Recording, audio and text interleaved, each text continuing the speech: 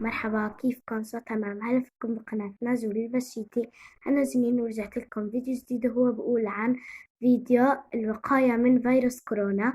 قبل ما نبلش الفيديو لا تنسوا اللايك والشير والكومنت والإشعارات والسبسكرايب، ويلا نبلش. أول إشي جبت هذا البوكس أوريكم شو جواه. وطبعا أول لازم إنكم تاكلوا الفواكه. عندي الليمون يعتبر برضه فيتامين، وتفاح وبرتقال. البرتقال كتير يعني كويس لهذا الإشي. وكمان معايا الهايجين، لازم تعقموا إيديكم كل ما لمستوا حاجة. وكمان عندي الفيتامين سي، هذا يعني بيكون حبيبات، لازم برضو تاكلوها. يعني بصير زي البرتقال، لأنه هذا فيتامين البرتقال. يعني اللي ما عنده يستخدم البرتقال، لأنه هو البرتقال هو فيتامين. وطبعا الحديد، يعني كل الفيتامين لازم تاخدوها. وبس، هذا كان الفيديو، إن شاء الله عجبكم. طبعا هلأ بدي أوريكم كيف إنكم تغسلوا إيديكم يعني كويس.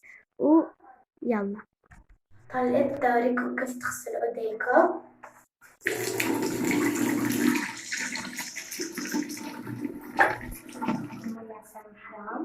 أول إشي بندعك إيدينا كويس، وبعدين بنعمل هيك، بندعكها،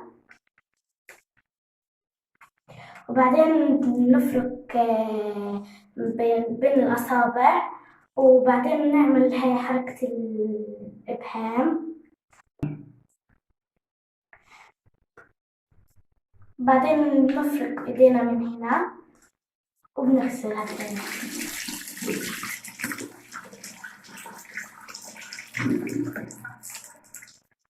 وبس ويلا نرجع للفيديو. لحد غسل الإيدين، أول حاجة هنعمل هيك،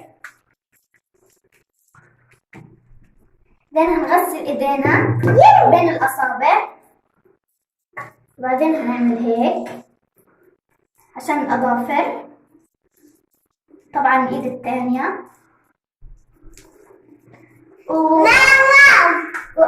وآخر إشي هنغسل إيدينا هيك، بعدين نغسل إيدينا. غسل إيدينا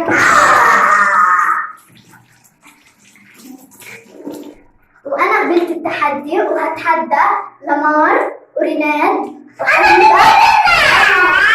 وألاء ونمار تمارا. يلا باي. مش غسل التاني.